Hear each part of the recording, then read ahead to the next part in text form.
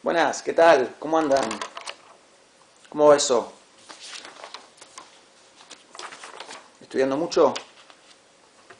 Esperemos que sí. Bueno, ok, vamos con nuestra tercera y ya última clase sobre Nietzsche y en la próxima ya vamos con Foucault, ¿sí? Así que bueno, ojalá se hayan quedado pensando en la clase, después de la clase pasada, después del video pasado. Me parece a mí que el mensaje de Nietzsche en este texto es como muy universal, ¿no? Me parece que no podés leer este texto sin sentir que te está señalando y te está diciendo, hey, vos también, ¿no?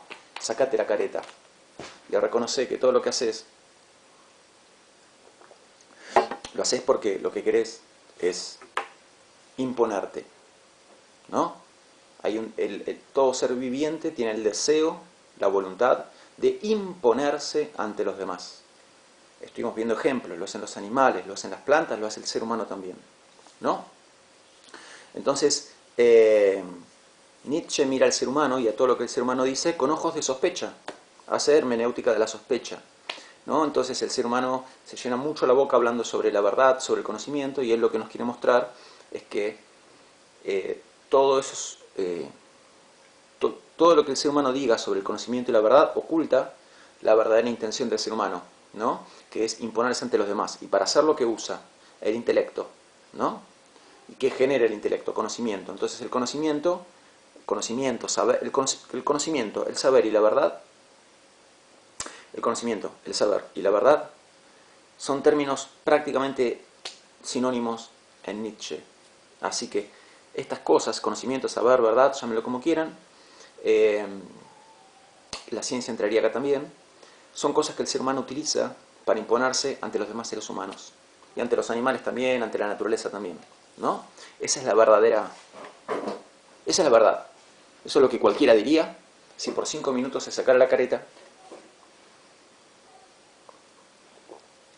eh, y dijera la verdad, ¿no? Entonces, eso es lo que dirían los científicos, lo que diríamos los docentes, lo que diría un psicólogo, un médico, un ingeniero, cualquiera que busque el conocimiento, si por 5 minutos se sacara la careta, reconocería que no busca el conocimiento por sí mismo.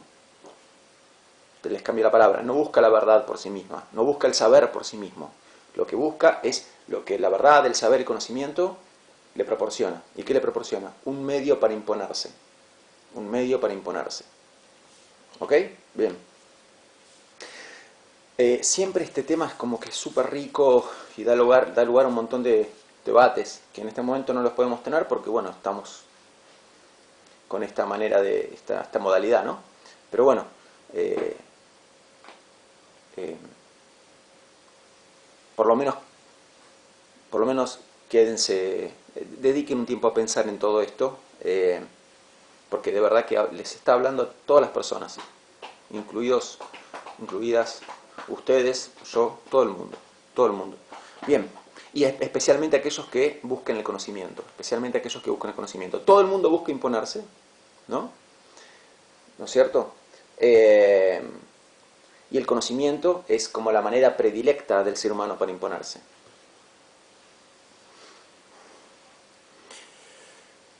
Hay un tema que yo suelo comentar cuando explico esto, que es que, fíjense ustedes que Nietzsche falleció en el año 1900, ¿no? O sea, en el cambio de siglo, justo en el cambio de siglo.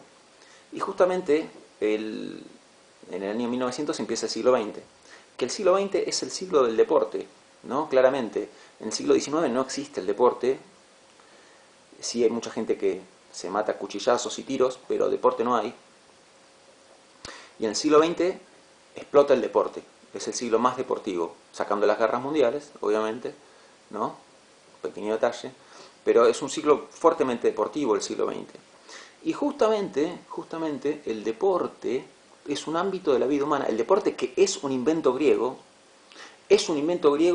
invento que la cultura occidental eh, tuvo a un costado mucho tiempo, porque la cultura occidental tomó muchas cosas de los griegos. La filosofía, la democracia, el teatro, pero el deporte prácticamente a partir de que existe el cristianismo desapareció el deporte en la mentalidad de los occidentales, ¿no? Y vuelve recién en el siglo XX. El deporte como parte de la vida, tanto como para practicarlo uno como para disfrutarlo como espectáculo, ¿no? El deporte entendido como la actividad física sin otro propósito que divertirse, competir, aportar a la salud y aportar a la belleza del cuerpo. Eso. Otra cosa es entrenarse para la guerra. Bueno, eso sí, eso existió siempre, pero eso no es deporte. Ahora, entrenarse, hacer actividad física por simple diversión, para competir con el otro, ¿no? Tener un duelo con el otro, por ejemplo, un partido de fútbol, hockey, básquet, lo que sea, o por belleza, o por salud, o por esas cuatro cosas juntas, eso es el deporte, por lo menos como yo lo entiendo. Así lo entendían los griegos. Los griegos tenían incluso la lucha libre, por ejemplo, como deporte, ¿no? Tenían su MMA, inventaron el gimnasio los griegos. Entonces, lo que pasa justamente con el deporte es que el deporte es un ámbito de la vida humana donde uno justamente se mide con el otro, nos medimos vos y yo, o ustedes, tu equipo y mi equipo, y lo que uno busca es imponerse ante el otro. Imponerse. Ser el número uno, ganar, aplastar al otro. Y en ese ámbito, y que yo sepa creo, es prácticamente el único, ahí no hay careteada. Ahí no se tapa la verdadera intención con otra intención más políticamente correcta. Entonces, digamos, cuando uno hace docencia para Nietzsche, uno lo que está queriendo es imponerse a través del conocimiento. Yo, por ejemplo, tengo un conocimiento acreditado con un diploma de la universidad. Y eso es lo que me permite ahora estar haciendo esto. Porque ahora el que habla soy yo. No me están hablando ustedes a mí. Yo soy el que habla y ustedes son los que tienen que aprender de lo que digo y anotar lo que digo, ¿no? Entonces, esta posición de poder está autorizada ¿por qué? Por el conocimiento. Ven que el conocimiento es lo que permite justamente, ¿no?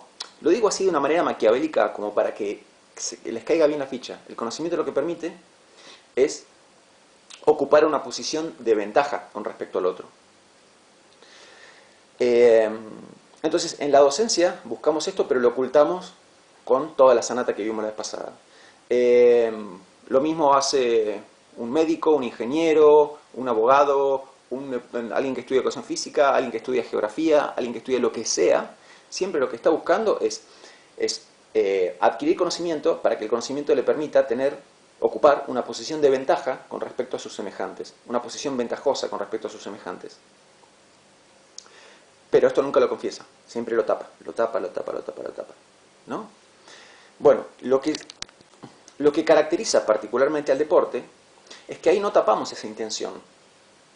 Entonces, si yo corro una carrera contra vos, lo que quiero es ganarte y mostrarte que yo corro más rápido que vos. Y vos querés exactamente lo mismo. Y de los dos se va a terminar imponiendo uno. Lo mismo cuando se juega al fútbol, lo mismo cuando se juega al básquet, al vóley, al handball, al hockey, a lo que vos quieras, a una competencia de natación, lo que vos quieras. Entonces, lo que a mí me hubiera gustado ver, que es imposible porque nunca lo voy a poder ver, es qué hubiera pensado Nietzsche del deporte.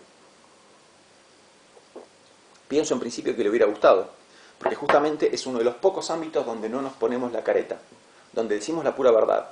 ¿Qué quiero? Ganarte. Ganarte, imponerme de manera aplastante, ser el número uno, estar en el centro, ocupar el podio, tener los laureles colgados de mi cabeza.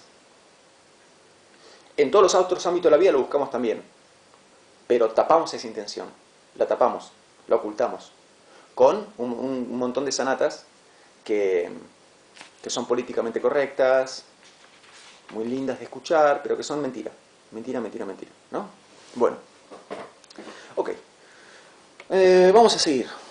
La vez pasada habíamos terminado con el tema del sueño, si no me equivoco.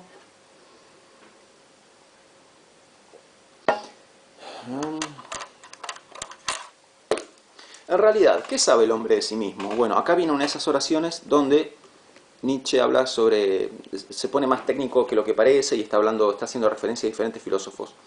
No me interesa mucho particularmente meterme con esto, así que los 7, 8 renglones que vienen ahora los salteo.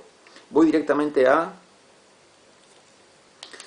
la exclamación. Ven que él usa exclamaciones. No es nada común en filosofía, ya en la época de Nietzsche, escribir filosofía usando exclamaciones, ¿no? Miren esta exclamación. Ay de la funesta curiosidad que pudiese mirar fuera a través de una hendidura del cuarto de la conciencia. O sea, ¿qué sería el cuarto de la conciencia? El cuartito de mi propia conciencia donde yo vivo, ¿no? Entonces, yo en mi conciencia quiero ver ciertas cosas sobre mí mismo y otras no las quiero ver. No estoy dispuesto a verlas. Hablamos de esto la vez pasada. Justamente viene a continuación de lo del sueño y todo eso, ¿no? A continuación de esto de que el ser humano es, desde el punto de vista moral, desde el punto de vista de sus deseos, desea cosas que no quiere reconocerse a sí mismo que las desea. Es casi Freud esto. Igual no es Freud, pero se parece mucho. Bueno, seguimos. Empiezo de vuelta a leer la exclamación. Ay de la funesta curiosidad que pudiese mirar fuera a través de una hendidura del cuarto de la conciencia y vislumbrase. Vislumbrar es ver, ¿no? Pero ver cómo así, eso es vislumbrar, ¿no? Ver después de cierto esfuerzo. Ver algo que te cuesta ver al principio, pero después logras verlo. Eso es vislumbrar.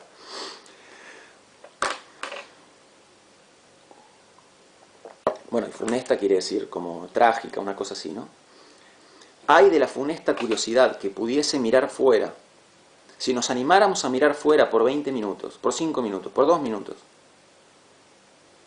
Ay de la funesta curiosidad que pudiese mirar fuera a través de una hendidura del cuarto de la conciencia. Si en nuestra conciencia se abriese una hendidura, una rajadura, ¿no? Y pudiésemos mirar por esa rajadura y ver todo lo que somos y que no admitimos ser en nuestra conciencia. Es como casi Freud. A ver, nosotros somos muchas cosas, ¿verdad? Y acá hablo fundamentalmente en términos de deseos. Deseamos muchas cosas. De todas las cosas que deseamos, solamente una pequeña porción reconocemos que las deseamos. Esos son los deseos de los que somos conscientes. Entonces, tenemos una amplitud de deseos, somos conscientes tan solo de una pequeña porción de esa amplitud de deseos, de un pequeño segmento de nuestros deseos. ¿De qué deseos somos conscientes? De aquellos en los que no encontramos ninguna objeción moral, ¿no? De aquellos que reconocemos tener y que está todo bien, ¿no? con tenerlos. Deseo de, no sé, ser un buen amigo, deseo de recibirme de profesor, deseo de irme de vacaciones. No, está todo bien con esos deseos, nadie tiene conflicto con esos deseos. Pero hay montones de otros deseos que tenés, que son deseos muy podridos y que nadie está dispuesto a reconocer que los tiene, pero están. Bueno, todos esos otros deseos, los que están muy podridos, no están en la conciencia, están afuera de la conciencia, ¿no? Entonces uno vive como en ese cuartito que es la conciencia y echó afuera de la conciencia esos deseos. Entonces lo que está diciendo Nietzsche acá es, ¿qué pasaría si por un par de minutos se abriera una rajadura en el cuartito de la conciencia y miráramos qué hay afuera de la conciencia? ¿Qué veríamos? Veríamos todos esos otros deseos que tenemos, que están muy podridos y que no queremos reconocer que los tenemos, pero los tenemos, son parte de lo que realmente deseamos. A una persona más buena del mundo tiene esos deseos. Y eso es lo que está diciendo. Vamos de vuelta con la exclamación. ¡Ay de la funesta curiosidad que pudiese mirar fuera a través de una hendidura del cuarto de la conciencia y vislumbrase entonces que el hombre descansa sobre la crueldad, la codicia. Acá vienen todos los deseos que tenemos y que no queremos reconocer que los tenemos. La crueldad, la codicia, la insaciabilidad, el asesinato. Perdí igual la sintaxis de la oración, arranco de vuelta. Ay de la funesta curiosidad que pudiese mirar fuera a través de una hendidura del cuarto de la conciencia y vislumbrase entonces que el hombre descansa sobre la crueldad, la codicia, la insaciabilidad, el asesinato, en la indiferencia de su ignorancia y, por así decirlo, pendiente en sus sueños del lomo de un tigre. Bueno, estas son las cosas que realmente todas estas cosas son parte de nuestra naturaleza, ¿no? Son parte de nuestros deseos y no los queremos reconocer. Eso es lo que está diciendo Nietzsche. Y después de decir todo esto, después de hacernos este diagnóstico de lo que realmente somos, de la merda total que somos, hace una pregunta retórica, ¿no? ¿De dónde procede en el mundo entero, en esta constelación, el impulso hacia la verdad? Entonces, ¿cómo un ser que tiene todos estos deseos tan podridos, tan putrefactos, puede desear conocer la verdad por sí misma? Este deseo que es como aparentemente tan puro, ¿no? Yo busco el conocimiento por el conocimiento en sí mismo. ¿Por qué estudias psicología? Porque me gusta el inconsciente. ¿Por qué estudias química? Porque me interesan las reacciones de los átomos. ¿Por qué estudias educación física? Porque me interesa enseñar a través del deporte. ¿Por qué estudias, no sé, ingeniería mecánica? Porque me encantan las máquinas y me gustaría poder diseñar máquinas. Bueno, todo eso, esa sería la mentira que Nietzsche está queriendo impugnar, ¿no? Alguien que tiene escondidos en el sótano todos estos deseos, no puede de ninguna manera desear un ser que tiene todos estos deseos tan podridos, crueldad, codicia, etcétera. ¿Qué va a querer realmente la verdad? O sea, sospechemos de ese ser. Si un ser con estas características viene y nos dice, yo deseo la verdad por sí misma, vamos a sospechar de él o ella, porque ya conocemos cuáles son sus verdaderos deseos. ¿Qué desea? Todas estas cosas tan podridas que acabamos de leer. Entonces, cuando nos diga que busca la verdad por sí misma, ¿qué vamos a hacer? Vamos a pensar, pará porque yo ya te conozco la hilacha. ¿Para qué podés querer vos la verdad? Ah, ya sé. Vos querés la verdad porque la verdad que te permite imponerte, ocupar una posición de ventaja con respecto a los demás. Estar en el centro, te permite dominar, te otorga poder. Por esto es que el ser humano busca el saber para Nietzsche. Justamente en esta línea va a seguir Foucault, en la línea de que el ser humano lo que busca es poder. Todo ser humano. Seguimos. En un estado natural de las cosas, el individuo, en la medida en que se quiere mantener frente a los demás individuos, mantenerse frente a los demás individuos quiere decir imponerse, ¿no? Entonces todos quieren imponerse frente a los demás. Todos y todas quieren imponerse frente a los demás. Entonces el individuo, en la medida en que se quiere mantener frente a los demás individuos, utiliza el intelecto, esto ya lo venimos diciendo, y la mayor parte de las veces solamente para fingir. Esto también ya lo dijimos, el intelecto se usa para fingir, entre otras cosas. Pero, puesto que el hombre, tanto por la necesidad como por hastío, desea existir en sociedad y gregariamente quiere decir, gregario hace referencia a la vida en comunidad. Entonces, bla, bla, bla, bla, dado que el hombre desea existir en sociedad, dado que el hombre, a pesar de ser esta merda total, ¿no? Desea igual vivir en compañía de otros de su misma especie, entonces ¿qué hace? Esto es lo que está diciendo. Bla, bla, bla, dado que el hombre bla, bla, bla, desea existir en sociedad y gregariamente, precisa de un tratado de paz. Ya que somos esta merda total y lo que queremos es aplastar al prójimo, hace falta un tratado de paz para que podamos vivir juntos, juntas, todos, todas. Hace falta un tratado de paz. Y de acuerdo con este, procura que, al menos, desaparezca de su mundo el más grande bellum omnium contra omnes. Esta es una expresión en latín. Bellum omnium contra omnes, que significa la guerra de todos contra todos. ¿No? Entonces, como realmente como la verdadera naturaleza del ser humano es toda esta bosta que dijimos, en verdad, si juntas muchos seres humanos, ¿qué van a hacer? Van a pelear todos contra todos, se van a comer crudos los unos a los otros. Bellum omnium contra omnes. Entonces, ¿qué hace falta para que eso no pase? Un tratado de paz. Este tratado de paz, dice Nietzsche, conlleva algo que promete ser el primer paso para la consecución de ese misterioso impulso hacia la verdad. En este mismo momento se fija lo que a partir de entonces ha de ser verdad. Entonces, para que pueda existir paz entre las personas, más o menos tenemos que estar de acuerdo en cuanto a qué cosa llamamos la verdad.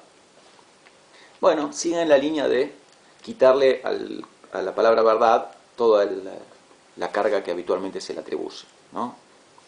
Está impugnando la verdad. Todo este texto es una gran impugnación de la verdad, de lo que habitualmente entendemos por la verdad. Sigo, me salteo muchos renglones, voy ya casi hacia el final de la página. El hombre, nada más que desea la verdad en un sentido análogamente limitado. Ansía las consecuencias agradables de la verdad. Entonces, cuando una persona, bueno, es más o menos lo que venimos diciendo. Cuando un ser humano busca la verdad, y recuerden que verdad equivale al conocimiento, al saber, en este autor. Entonces, cuando el ser humano busca eso, ¿qué es lo que está buscando? Lo dice acá. Las consecuencias agradables de la verdad. Cuando se busca el conocimiento, se busca el saber, se busca la verdad, lo que realmente se está buscando no es el saber, verdad o conocimiento, sino las consecuencias agradables que va a producir, esos beneficios que nos va a otorgar. Beneficios que siempre se traducen en términos de ocupar una posición de ventaja frente al otro. Y aun cuando me dijeran, no, bueno, algunos solo buscan dinero, ¿el dinero en qué se traduce? En ocupar una posición de ventaja frente al otro, porque lo que el dinero consigue es que otros trabajen para vos, justamente. Cada vez que gastas el dinero en algo, ¿qué estás haciendo? Que otro trabaje para vos. Entonces ocupas una posición de ventaja sobre el otro, porque el otro trabajó para vos.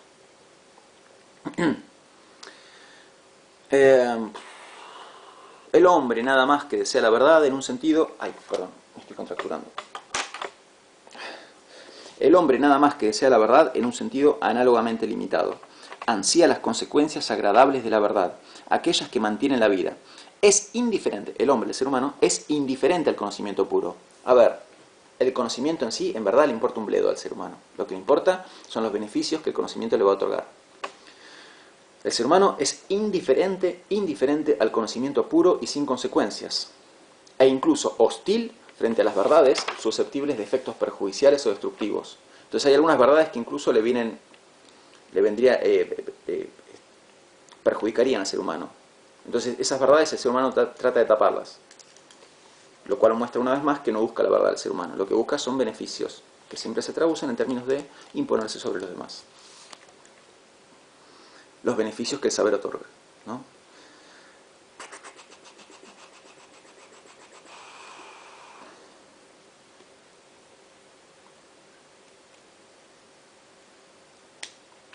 Bien, a continuación, en la página 5 y en la página 6, se pone a impugnar el valor que habitualmente le otorgamos al lenguaje, ¿no? Impugnar algo, impugnar es una palabra que vengo usando. ¿Qué es impugnar? Impugnar es decir que tal cosa no tiene valor, ¿no? Piensen que en un juicio, supónganse, no sé, imagínense que yo trabajara como psicólogo haciendo pericias. Y bueno, me contratan y yo le tomo un test a alguien. Y el test da que, no sé, hay una persona que cometió un crimen y el juez quiere saber si la persona tenía conciencia de lo que hacía y dirigía sus acciones, gobernaba sus acciones al momento de cometer el crimen. Le tomo un test, y varios test, y le tomo una entrevista, etcétera, y llego a la conclusión de que sabía lo que hacía y gobernaba sus acciones al momento de cometer el crimen. Y le informa al juez de eso. El abogado de esa persona, que está queriendo defender a esa persona, puede impugnar lo que yo dije. ¿Qué es impugnar? Puede agarrar y decir, supónganse, invento, no tiene ningún valor la pericia que hizo Nieto, porque tiene un promedio de 4,50 en la carrera, así que no estudiaba nada. Así que los test que toma y las entrevistas que toma Nieto no sirven para nada. Entonces ahí lo que hizo fue impugnar mis pericias, ¿no? Tuve mejor promedio, igual que eso. Pero bueno, voy a ser modesto y no voy a decir mi promedio. Bueno, sigo. Entonces, todo lo que está haciendo acá es, en la página 5 y 6, es impugnar el valor que habitualmente le damos al lenguaje, ¿no? Entonces, al lenguaje le solemos dar un valor que para Nietzsche no tiene. ¿Por qué? Porque el lenguaje se supone que sirve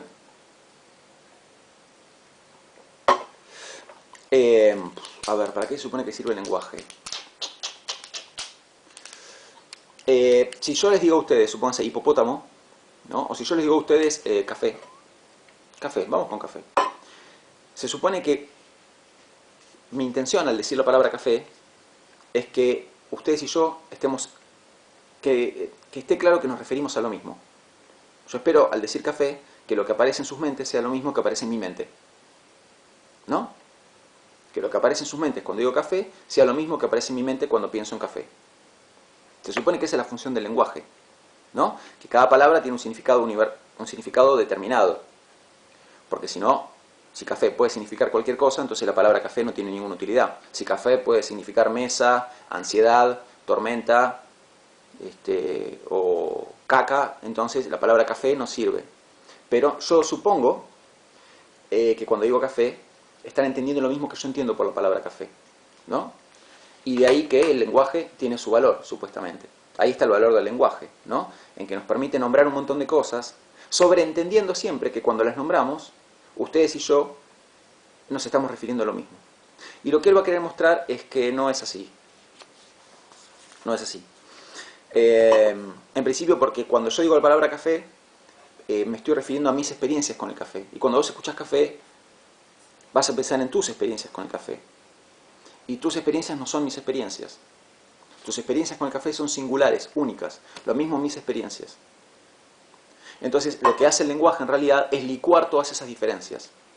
Lo más rico, lo más valioso que tenemos las personas son nuestras experiencias individuales, que son singulares, que son irrepetibles, que son de cada uno y cada una. Bueno, lo que hace el lenguaje es licuar, borronear esas diferencias. Entonces, cuando digo café, que creemos, cuando uno dice café, uno cree está refiriéndose a lo mismo, a lo que se refieren los demás cuando dicen café, pero eso es falso. Eso es falso.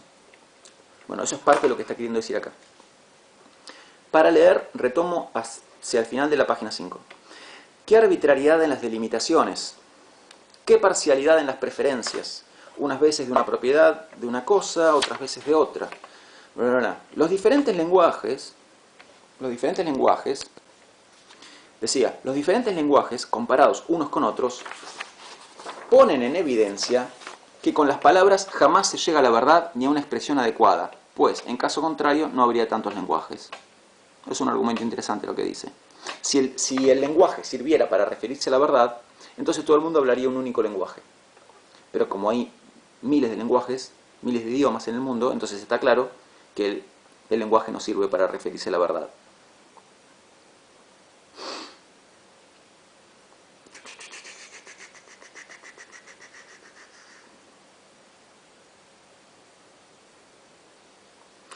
Bien, ok.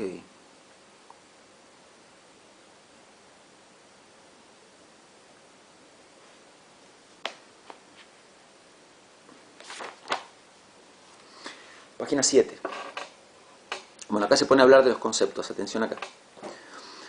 Pero pensemos especialmente en la formación de los conceptos. Toda palabra, café sería un concepto. Es lo que, si recuerdan cosas de filosofía, los conceptos serían lo que para Platón eran las ideas o formas y lo que para Aristóteles eran las entidades secundarias, ¿no? Cuando Nietzsche dice conceptos se está refiriendo tanto a una cosa como a la otra. Pero pensemos especialmente en la formación de los conceptos. Toda palabra se convierte de manera inmediata en concepto, en tanto que justamente no ha de servir para la experiencia singular. Bueno, volvemos a lo que decía antes, ven que medio que me adelanté. Cuando digo café, entonces, esa palabra no sirve para referirse a la experiencia singular, porque cada experiencia singular con el café es irrepetible. Toda palabra se convierte de manera inmediata en concepto, en tanto que justamente no ha de servir para la experiencia singular. El precio de que una palabra se convierte en concepto es que no sirva para referirse a la experiencia singular. Para eso no sirve.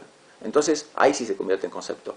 El punto es que para Nietzsche, como la experiencia singular es lo más valioso que hay, lo más interesante e importante que hay, entonces, ¿para qué sirven los conceptos? Si cuando digo café, me estoy refiriendo en el fondo a algo muy vacío, muy soso. ¿Qué es café?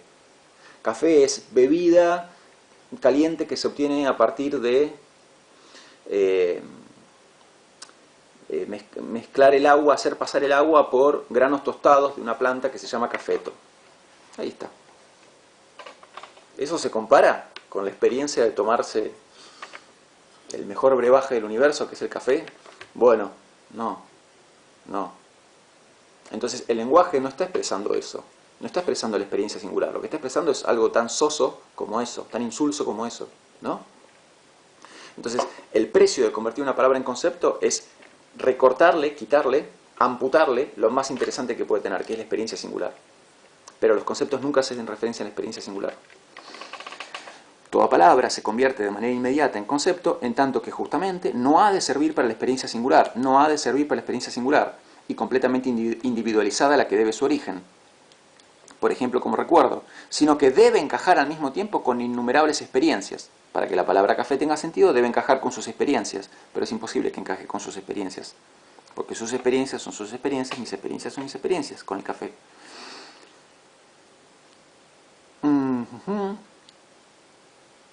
Toda palabra se convierte de manera inmediata en concepto, en tanto que justamente no ha de servir para la experiencia singular y completamente individualizada a la que debe su origen, por ejemplo, como recuerdo, sino que debe encajar al mismo tiempo con innumerables experiencias, por así decirlo, más o menos similares, jamás idénticas estrictamente hablando.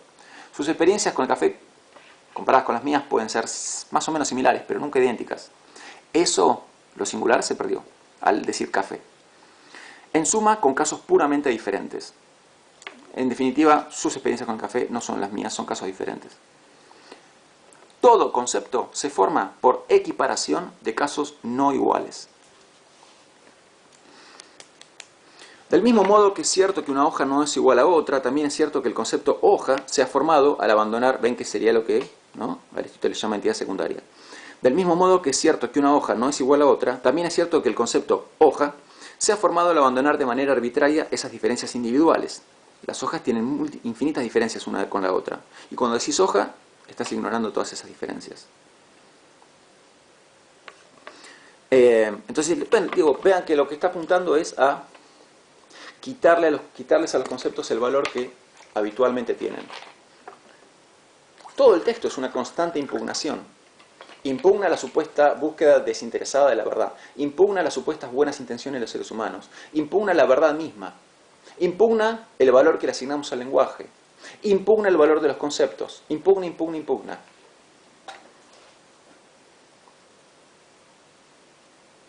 Igual estoy tomando agua, no sé si se dieron cuenta. Pero antes del agua yo estaba tomando café acá. Hice medio trampa, ejemplifiqué como que acá estaba tomando un café, pero el café ya no está más. Esta es mi panza. Bueno, del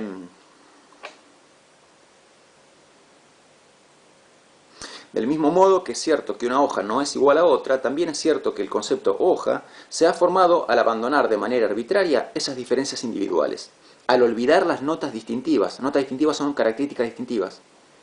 Al olvidar las notas distintivas, con lo cual se suscita entonces la representación, como si en la naturaleza hubiese algo separado de las hojas que fuese la hoja. Una especie de arquetipo primigenio a partir del cual todas las hojas habrían sido tejidas, diseñadas, calibradas, coloreadas, onduladas, pintadas, pero por manos tan torpes que ningún ejemplar resultase ser correcto y fidedigno como copia fiel del arquetipo. Ok, entonces cuando usamos el concepto, acá está atacando más a Platón. Entonces, ¿a qué nos referimos cuando decimos hoja? Y a una especie de modelo de hoja, ¿no? La hoja original, ¿no? Como un modelo de fábrica, de donde con ese modelo, de ese modelo sacaste todas las más hojas. Bueno, a eso nos estamos refiriendo, dice él. Qué tontería, eso no existe. Si cuando usas un concepto te estás refiriendo a una especie de modelo, ese modelo no existe. Cuando digo árbol, ¿y qué te imaginas? Y como el árbol modelo, el árbol típico. No existe el árbol típico. Lo que hay son infinidad de árboles diferentes unos a los otros. Lo mismo con el café, lo mismo con las hojas, lo mismo con las cebras, lo mismo con los elefantes, lo mismo con los perros, con lo mismo con las flores, lo mismo con los platos de fideos, con todo. Hay infinidad de casos diferentes donde nunca uno es igual al otro. Entonces, cuando usas un concepto, ¿a qué te estás refiriendo? ¿A una especie de modelo? Como al caso modelo, al plato de fideos modelo, típico, al árbol típico, al perro típico, a un relámpago típico, fundamental, modelo, ejemplar, el relámpago modelo, el plato de fideos modelo, el perro modelo. Bueno, esa es la manera platónica de pensar los conceptos. Para Platón los conceptos, bueno, se puede debatir mucho el tema, pero para Platón los conceptos, o sea, las formas, Platón los llama formas, o ideas, son como modelos, ¿no? Entonces las cosas que existen están como copiadas de esos modelos. Entonces él está queriendo atacar eso, porque está diciendo, bueno, esa manera de pensar los modelos, ver a los modelos, de pensar los conceptos, esa manera de pensar los conceptos, ver a los conceptos como modelos, de los cuales están copiadas las cosas, también es ridícula, no tiene ningún sentido, porque en la naturaleza eso no existe. Seguimos. Decimos que un hombre es honesto. ¿Por qué ha obrado hoy tan honestamente? Preguntamos. Nuestra respuesta suele ser así: a causa de su honestidad. La honestidad, esto significa a su vez, la hoja es la causa de las hojas. Ahora, ¿qué está hablando acá? Está hablando de algo con lo cual arrancamos esta materia. ¿Ustedes recuerdan esta diferencia que establecimos entre plano físico y plano metafísico? Bueno, entonces, habíamos dicho que ¿por qué alguien se porta mejor? Para Platón, a ver si tenemos en cuenta mejorar la calidad de persona y portarse mejor. Para Platón, Una persona se porta mejor porque mejora su calidad de persona. Para Aristóteles, una persona mejora su calidad de persona gracias a que se porta mejor. ¿No es cierto? Entonces acá sigue atacando a Platón, porque está diciendo, ¿qué diría Platón de que por qué alguien se porta honestamente? Se porta honestamente por su honestidad, porque su esencia es de honestidad. ¿Ven? Como acá podemos ir a Sartre, por ejemplo. Entonces, no existen esas esencias. ¿No? Dense cuenta de que para Nietzsche el plano metafísico está determinado por el plano físico. Entonces, esas esencias, bueno, no sé si no existen, no sé si la palabra es que no existen, pero el punto es, en la realidad lo único que hay son actos, ¿no? Entonces, no salgamos diciendo que una persona se portó de tal manera por su esencia. Lo que Sartre te diría es, su esencia es producto de sus actos. Pero fíjense que, en el fondo, ¿qué te diría Sartre? Te diría, una persona tiene esencia de honestidad gracias a que se porta honestamente, que es lo mismo que te diría Aristóteles. Nietzsche es como un poquito más rabioso en esto. Para él puede haber actos honestos, pero para él como que casi que ni siquiera existe la esencia de honestidad, ¿no? Al plano metafísico como que le tira con una ametralladora prácticamente.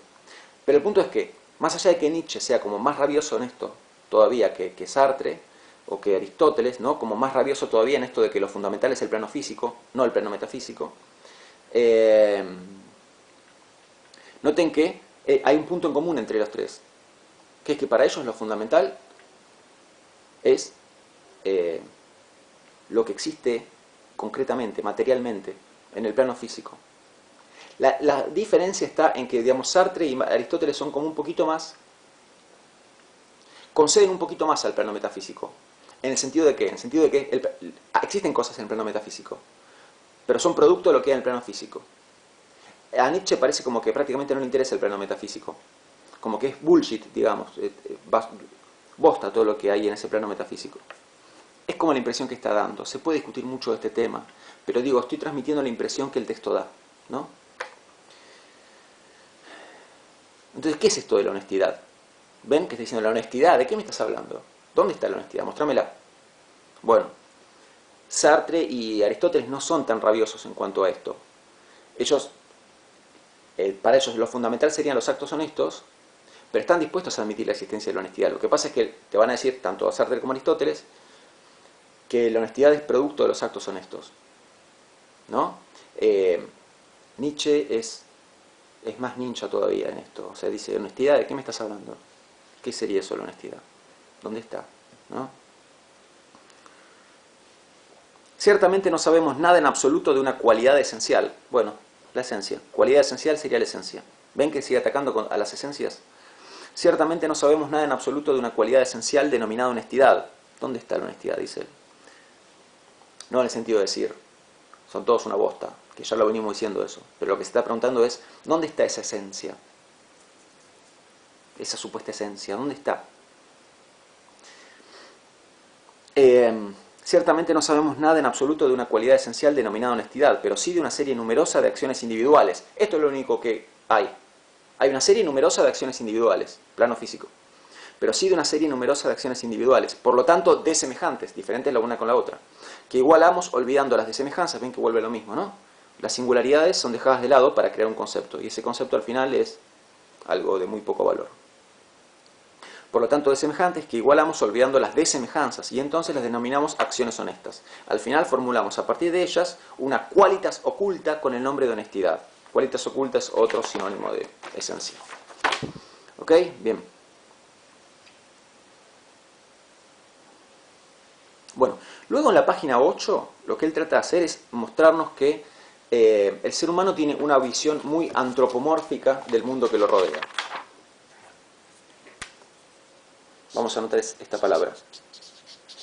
Antropomorfismo. Entonces el ser humano tiene una visión muy antropomórfica del mundo que lo rodea. ¿Qué quiere decir tener una visión antropomórfica? Esto se formó por unión de dos palabras griegas, ¿no? Acá está escondida una palabra griega que significa ser humano, y acá está escondida otra palabra griega que significa forma. Entonces el ser humano tiende a ver a las cosas como si tuvieran forma humana.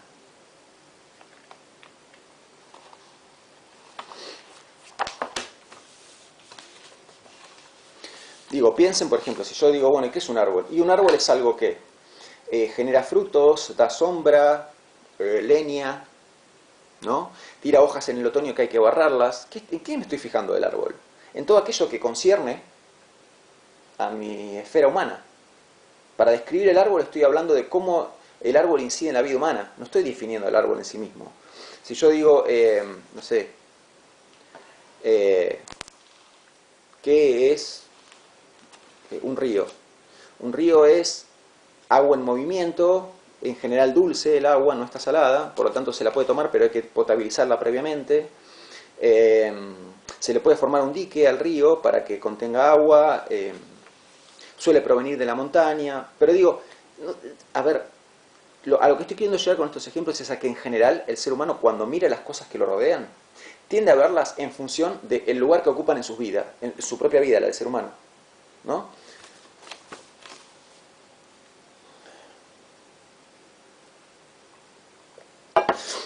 A ver.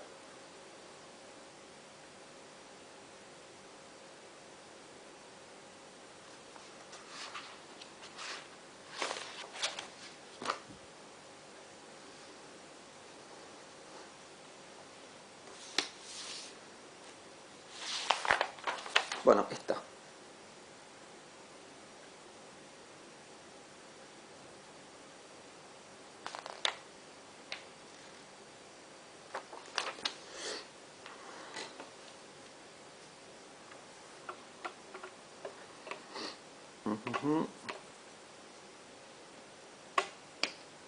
Entonces, digamos, si le pudiéramos pedir a una lombriz una descripción del mundo, describiría las cosas en función de lo que representan para una lombriz. Si le pidiéramos a una paloma una descripción del mundo, describiría las cosas en función de lo que representan para la vida de la paloma, ¿no? Entonces la paloma nos daría una visión palomamórfica del mundo. La lombriz nos diría una visión lombrimórfica del mundo, ¿no? Bueno, y así sucesivamente. Bueno, hasta acá llegamos con Nietzsche. De todo lo que estuvimos viendo, quedémonos particularmente con todo lo que tiene que ver con el conocimiento, la verdad, el saber, que vienen a ser sinónimos, con lo que el ser humano realmente busca, que es ocupar una posición de ventaja, de poder con respecto a los demás seres humanos, porque a partir de la próxima clase vamos con Foucault, ¿no? Entonces Foucault toma bastante estas cosas y particularmente las aplica a lo que es las instituciones. Entonces lo que nos va a querer mostrar Foucault es cómo en las instituciones el ser humano busca precisamente llevar a cabo estos propósitos. ¿Y cómo lo disfraza? Con el saber. O sea, no es que lo disfraza con el saber, lo disfraza con supuestas buenas intenciones. Pero en estas instituciones, como la escuela, por ejemplo, el saber ocupa una función importante. ¿Por qué? Porque el saber es lo que te permite precisamente ocupar posiciones de ventaja frente a los demás. Bueno, ok, todos temas la vez que viene, eso fue un adelanto. La vez que viene vamos con Foucault, ¿sí? Ojalá les haya gustado esta clase, nos vemos la próxima. Chao.